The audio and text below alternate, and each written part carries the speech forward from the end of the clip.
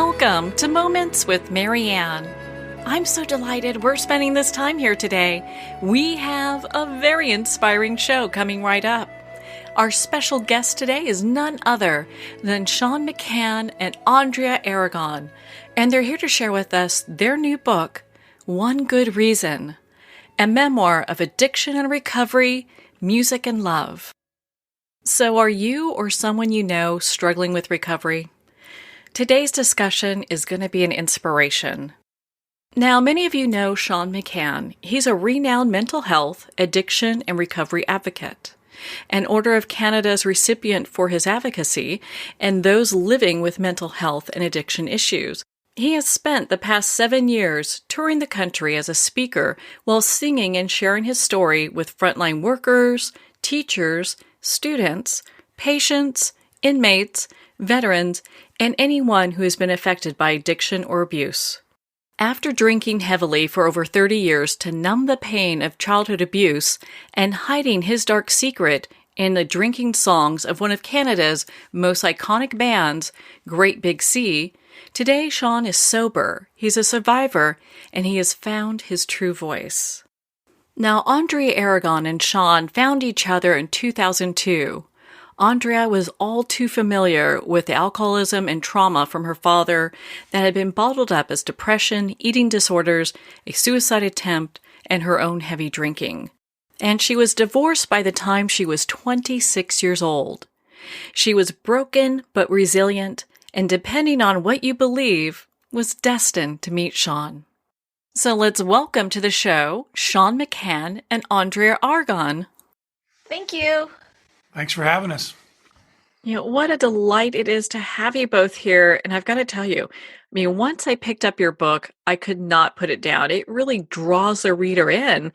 And I think why you're having such great success with it is that people can really relate to your story in one capacity or another.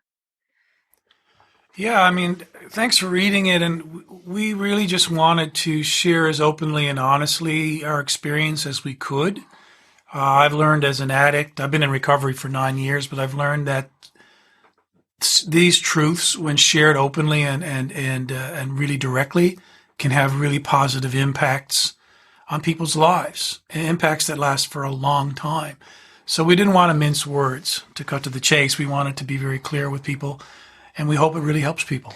Yeah, and we also wanted to make sure that we got in there a dual narrative of, Séan as the addict going through that and what led up to that, his addiction, and what I had to go through as a partner of an addict and then someone in recovery. Because there are a lot of people out there who are not addicts themselves, but their partners are or their loved ones are, and they have a voice, and their what they go through is just as important as what the addict goes through. That was in our opinion too. Yeah, for sure. It would have been incomplete if it was just me. Well, it's interesting because a lot of times you may hear the viewpoint of the addict, not so much of the family that's going through it, and just what that struggle and journey is as well, because, there's a lot of growth that happens with a family during recovery. Yeah, there's not what's happening to and with the person in recovery or the addict is not happening just to them, as you just said. It's happening to all of us that are in their orbit, and it's really important to give voice to that, because our success as family members is just as important as their success. Because if you want to stay as a cohesive unit, you have to, as you said, grow together and just grow in general. Séan and I had to learn who we were again, not being people who drank together, because that's how we met, was, wildly fun, partying out every night kind of thing. And we had to learn who we were as a couple, not doing that and not having that with us. So yeah, it's a really important piece of the puzzle, and that's exactly what it is. It's a piece. It's not just What? I What are just you started. I'm at? laughing because I'm thinking this is a great advice. Like, don't make dating decisions when you're drinking. When you're drunk, it can lead to marriage. Yeah. There's consequences. Well, you got lucky, right? Because you have Yeah. Andrea, right? We got lucky. Yeah, we are a one night stand. Was it someone said marriage is a one night stand that never ends? But we did. I did get lucky, and I'm very grateful. And we'll be this forever. It's just. But I just did think it was maybe. We were. Not everyone is that lucky. I just thought it was funny. That Well, we is did kind of drink a funny lot. if you We think did. about it. Yeah, we didn't meet. We didn't meet soberly. That's for sure. Yeah, for sure. And I'm sure lots of relationships start that way. Yeah. Well, I love your story because for the both of you, it really is a true romance story throughout all of it. Because it does take true love to really stick in there when things are going as tough as they are. And before we get too far down the road, I would like to explore both your childhood. So just readers get and our listeners get a sense of what it was like growing up for both of you. Yeah, I'm from Newfoundland, which is an island off the coast of Canada, in the North Atlantic, and it's Irish, English, settled, pub culture, fishing outpost, essentially, from the old world. And I was on the Catholic side of that, and for generations, our family were highly indoctrinated Catholics, and we're very active in the church. So my background is Irish Catholic drinking culture. And I think as I tried to figure out, I believe everyone drinks for a reason. And I think part of the challenge of remaining in a successful recovery is to coming to terms with your truth and really figuring out what that reason was. And in my case, it was a result of a sexual assault by my parish priest when I was a teenager. And, that was a hard thing to face and come to terms with, but eventually I did. But I often wondered how could this happen? There was a cultural aspect to it. I was baptized at 4 days of old. It wasn't a choice I made. It was a choice made for me. And I think that if I've learned one thing, it's that there's great danger in abandoning reason. And that there's faith is, even though as powerful a weapon as it can be in recovery, it can also be used against people because people exploit it. And, when you see adults in charge of children in mass amounts, and when you give those people absolute power, you should expect that predators will go there. Yeah, And without a doubt. for me, I think it's really important to say, though, that was part of the culture of Newfoundland.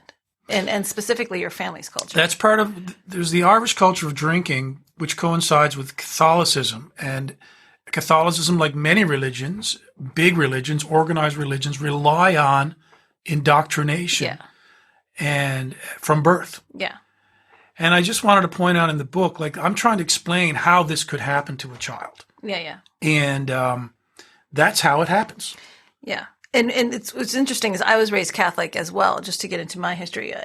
But I did not have that kind of experience at all. We didn't have that much indoctrination, as you call it, into the Catholic Church. I did my sacraments, but it was just like taking a driver's test for God's but you weren't as good at it as we were. We were hard. We did it all. I believed every bit of it. I did everything. Right. 100%. True. And that's that's what I think is really important to show that difference, because for somebody like me, it was really hard for me to understand how this priest had all of your attention and all of your family's attention. Well, I had priests in my life, but they were never friends or friends of the family or, anything. Our priest was all powerful, but I honestly went through my teenage years believing, and my childhood years believing that my sins were responsible for the death of Jesus Christ. Like we were taught to believe that. We believed it. And that's a lot of power to hold over somebody. Yeah. Yeah, that can be very stressful for a child. Yeah. Yeah, I mean, I remember taking our kids our kids were in a private school in St. John's, Newfoundland, where we're from, and there's a church next door, and they were taken to the church as they were learning different religions. And, I remember my kid was really traumatized by it because he walked in and there was a mission, what we call a mission cross in the church, this huge cross, and It was Jesus on the cross, but it was very bloody and graphic. And I grew up with that, and we were desensitized to those very horrific images. Our kids weren't baptized in the religion, and they went and saw this, and they were blown away by it, horrified by it. And again, it just, you become desensitized when you grow up with that. But once you step out of yourself and look at it objectively, you can see why someone would be disturbed by those kinds of images. And for my part, my history is I'm from the States. I'm from Minnesota, and my family dynamic was such that my dad was a Vietnam vet who has PTSD, and as a result drank quite a bit. I would now call him an alcoholic. I didn't back then because I didn't think anything of it, because that was my normal. And I had a mom who was pretty detached and basically just wanted everything to be fine. So my childhood I thought it was normal, but it was rife with lots of angry outbursts from my dad. And I lived in some fear about all of that, and an aloof, non-detached mother, and an older sister who was trying to parent me. So I learned pretty quickly how to enable an alcoholic with my dad, and how to appease him, and how to fly under the radar pretty quick. And it manifested in a lot of different ways with me, with an eating disorder and some cutting that I did. And then I flew the coop and went to Colorado, and that's where I ended up meeting Sean. Well, what a great, you look at how the two of you came together, and in your book, you outline it very well. Are you talking about our one night stand? Well, you guys really, let's put it this way. So when you first met, was it love at first sight? I mean, for me, I was calling him Mr. Yellow Shirt, for God's sakes. I was smitten. I don't know that I was in love, but I was certainly in lust. Uh-huh. And Sean was just drinking. He was. No, I say that. No, there was a great attraction there, and they say marriage is the one night stand that never ends. You already said that. Did I say that? And it's true. Sometimes if you're lucky, it's true. Right. And I think we were lucky. We ended up being the right people for each other, I think. And we've obviously had our histories and our pasts and our problems. And I think we were, I think everybody does that. Everyone has their problems. We know that. Oh, yeah, for sure. But not everyone's lucky enough to find the right person to help you get through it for your life. Who's willing to walk through those problems with you. Yeah. So, I don't know. I don't have a faith anymore or belief system that way, but I do believe that this was something that was fated in a sense, or I certainly was lucky in that sense to fallen into this beautiful trap. Well, and I just find your story so fascinating, because I know you share about, obviously you're part of an iconic band, and just that the culture of the band, that must have been really difficult at the time. It's always fun drinking when it's fun, and then at some point it stops being fun. Yeah, we did a lot of touring in America and stuff, but I think in Canada we were a pretty big, really big band. And we were the college circuit party band, a lot of booze and Newfoundland culture. In America, you have New Orleans and Vegas. In Canada, we have St. John's, which is my hometown, where Canadians go to get their party on, and that's where we came from. And so it was a really, there was no taboos. There was no downside for us to be drinking every day in large amounts.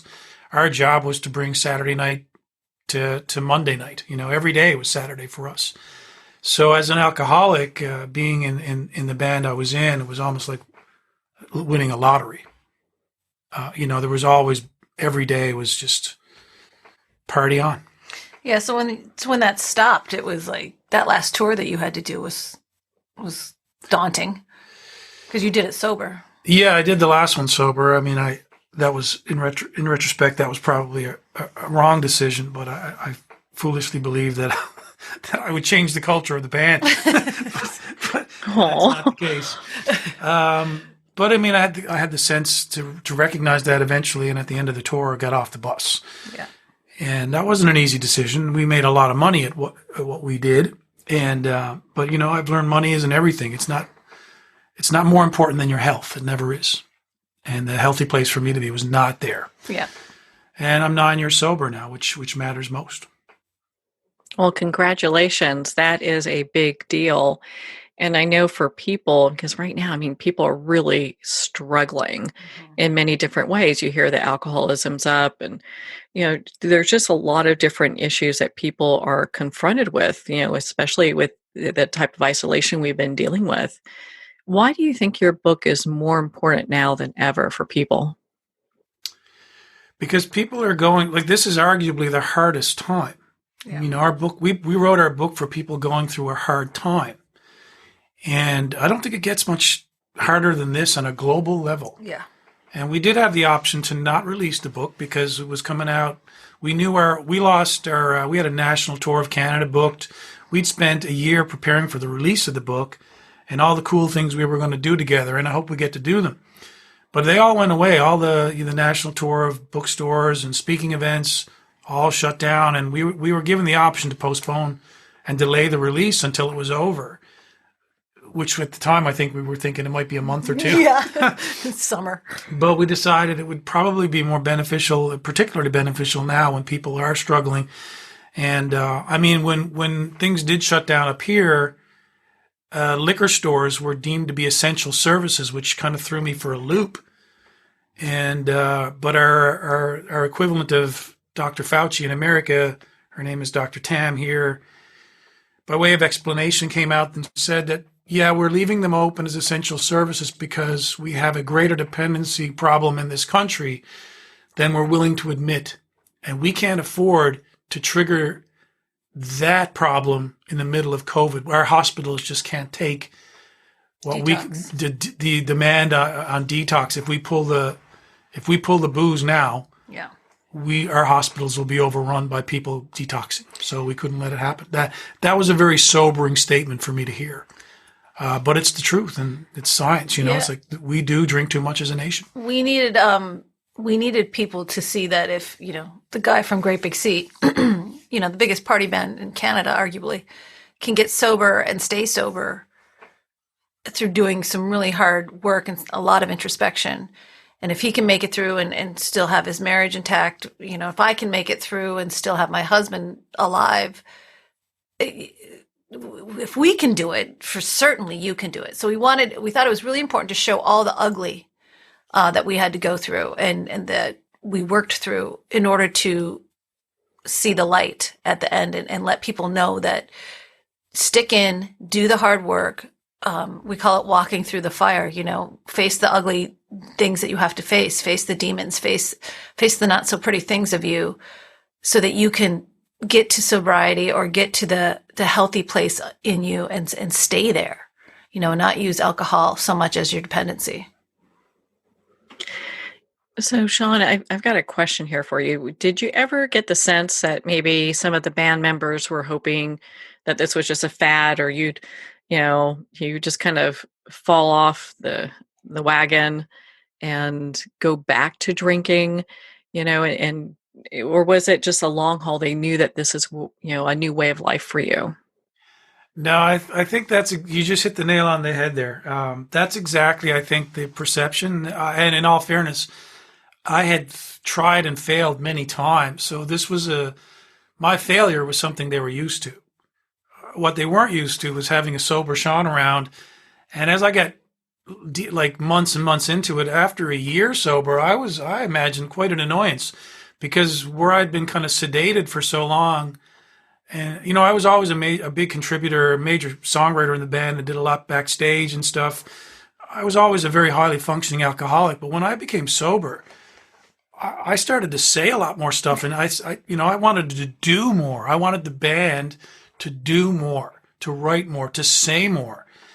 And this caused a lot of conflict because, let's keep it simple. We're making money. Let's not do this. Let's just stick with the set list.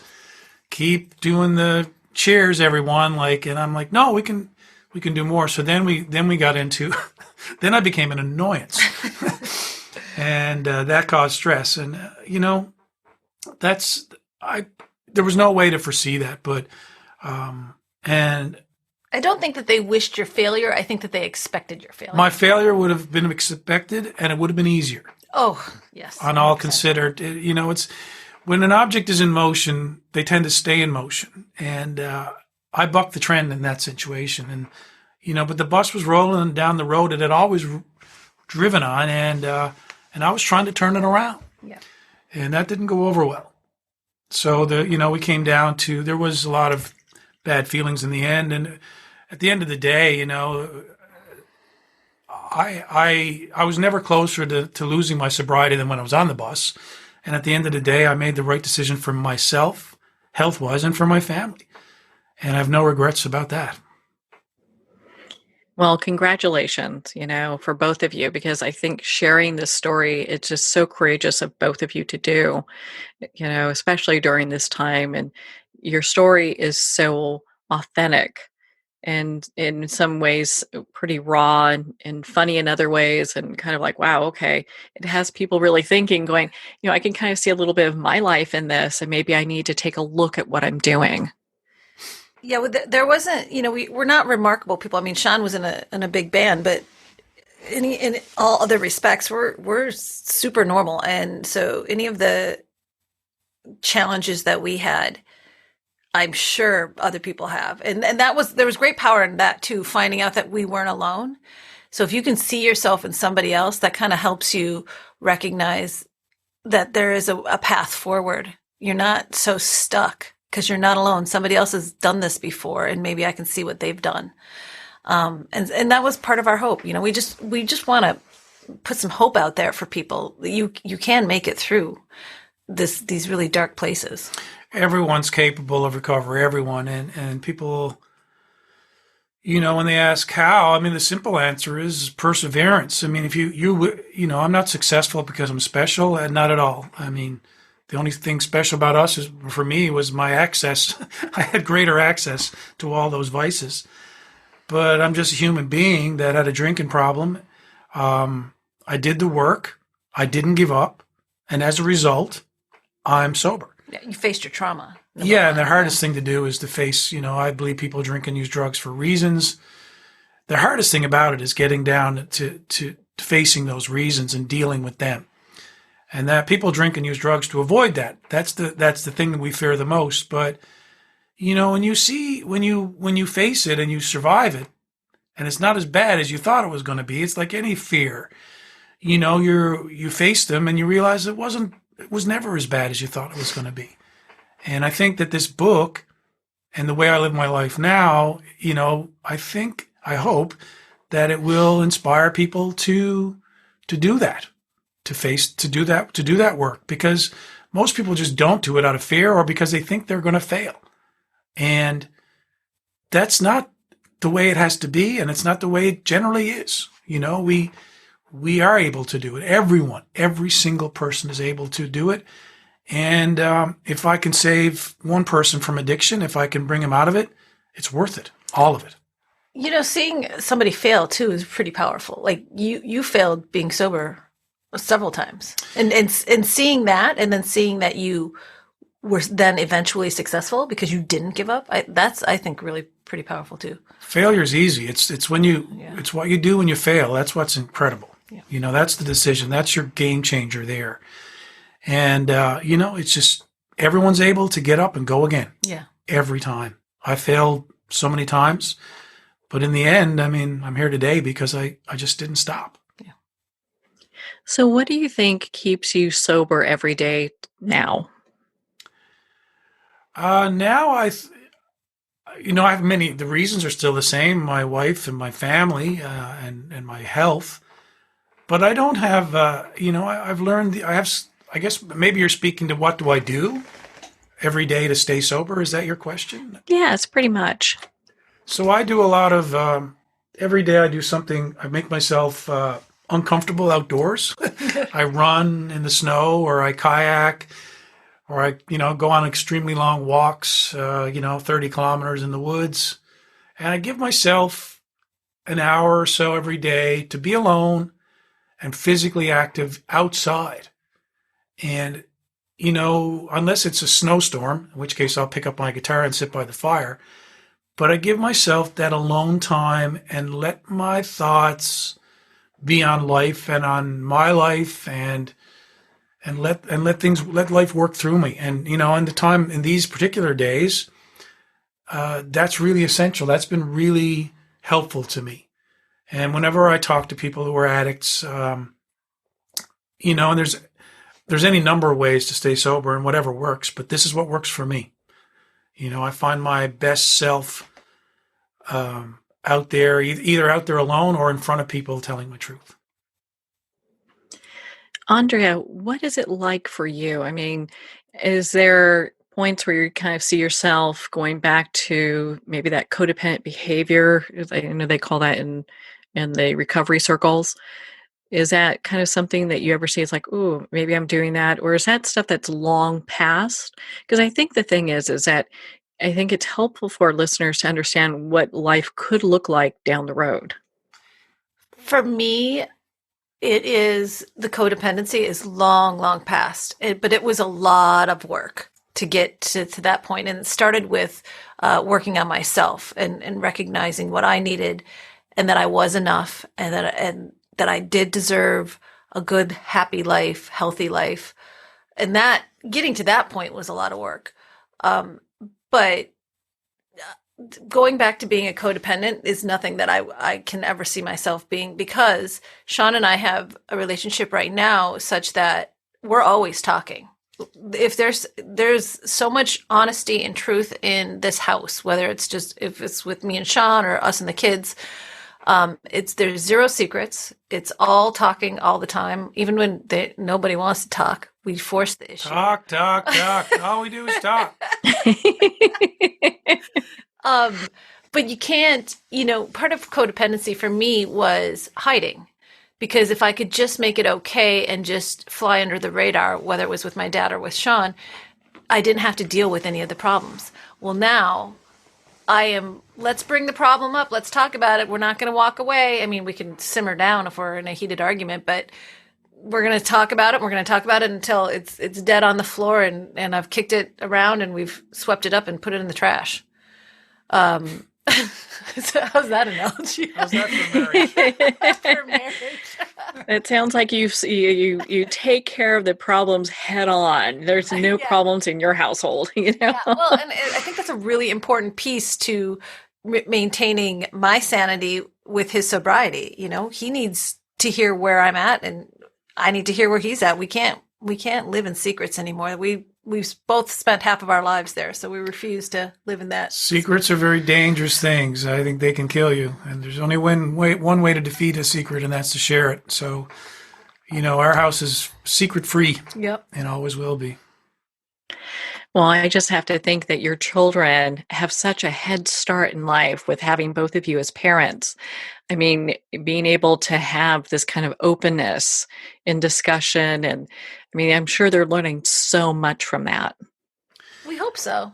Yeah, it's a hard time to be a teenager. Our guys are 15 and 12, and but they won't be burdened by the things that I was burdened with. Certainly, indoctrination in these things. We'll torment them with we'll other traumatize them some other way. But I think the challenge of a parent is you want to prepare your kids for what they will have. No one's going to get through life without encountering adversity and challenges. And uncertainty. Bad things happen and uncertainty. And the best thing you can do for your kids is to try and give them the tools they need to be strong people so they can withstand those times, get through those times without resorting to drugs and alcohol. Yeah. And that's what we're trying to do, and hopefully we'll be successful. But that's, as parents, I think that's what everyone wants to do. There's one thing I know for sure: you're not gonna get through life without encountering adversity. Yeah. So you might as well accept that fact and try to make yourself strong enough and give yourself the strength to be ready. And that's something that we actively do every day with our kids to try and give them that. Well, you both are such, I think role models for so many people. I mean, I applaud you. I really felt your book, One Good Reason, was an extremely great read. Where can our listeners connect with both of you and be part of your community and learn more about your work? On Sean's website, SeanMcCannSings.com is where we both live. I don't have my own because that's ridiculous. Because that would just be ridiculous. But yeah, I try to answer all the emails or messages that we get. And you can get the book on that website. We can personalize it and sign it for you on that website, or you can get it at any of the outlets there in the States, whether it's Barnes & Noble or Amazon or any small independent bookstore. Yeah, more on Facebook, Great Big Sean, and Sean McCann Sings everywhere else, right? Yeah, on Twitter and all the handles. We don't have Snapchat or TikTok yet. Nobody wants that. I don't know how many social medias is enough. I have 3 is enough. We're old. We're not gonna get TikTok. I'm threatening to get TikTok, but my kids are like, they're afraid I'll actually do it. They'll be embarrassed. I don't know. I just don't have the time for any more of it, to be honest with you. I'll stick with your podcast. Yeah. Well, Sean and Andrea, thank you both so much for taking the time to be on the show with us here today. Thank you so much for having us. We really appreciate it. Yeah, lovely to talk to you, Marianne, and thanks for reading the book. Thanks for sharing. Well, thank you so much, Sean and Andrea. It has been such an honor to spend this time with you and to talk about your new book, One Good Reason, a memoir of addiction and recovery, music and love. One Good Reason's available at Amazon, Barnes & Noble, and all indie retailers. And if you don't see it on the shelf, ask for them to order it. And of course, it's available on Kindle. Again, if you'd like to get a personalized copy of the book, you can at SeanMcCannSings.com for more information. Well, we're at the end of our time today. I would like to thank everyone for tuning in. You're listening to Moments with Marianne. And remember, make every moment count.